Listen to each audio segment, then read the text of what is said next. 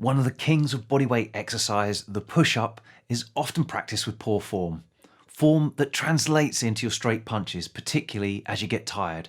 Fighters know that rotating the fist too early results in chicken winging and prematurely flaring out the elbow. And that this not only telegraphs your punch to your opponent, but also leaves your ribs more exposed to a counter, such as a kick, for example. Yet it's not uncommon to see this flared elbow pressing habit repeatedly drilled and strengthened while doing push-ups. Correctly performing push-ups not only drills the habitual patterning that prevents the dreaded chicken winging while punching, but also strengthens the particular muscle fibres in the chest, shoulders and triceps in this position, meaning that this shape feels strongest, even as you tire. Watch those that practice push-ups with flared elbows as they fatigue. Their body will resort to the pattern they feel stronger in, the chicken wing.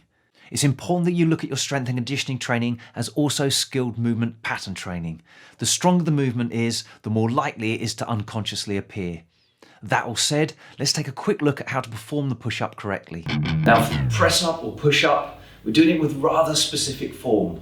If I take my hands out in front of me here, and then I pull my thumbs back towards my armpits, that's the shape we're after your arms traveling in, rather than elbows out to the side and kind of going down doing this kind of thing. So we're trying to keep elbows kind of in, creates a little bit of a sort of a W shape through your upper body, through your torso here. But you bring your thumbs back towards your armpits. How you naturally move here is how we want to duplicate down on the floor.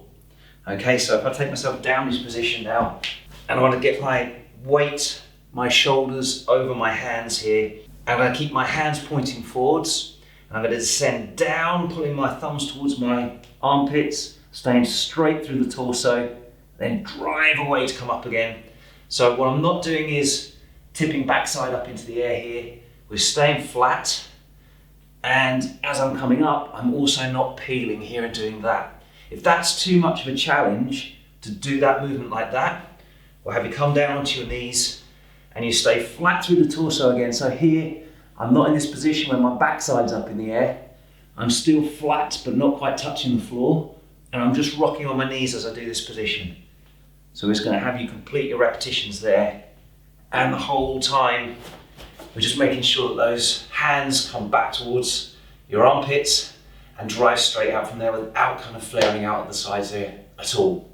If you need to regress the push-up or the press-up further, if doing it on your knees is still a bit tricky, we can use a chair or a table or something to elevate that up a bit higher.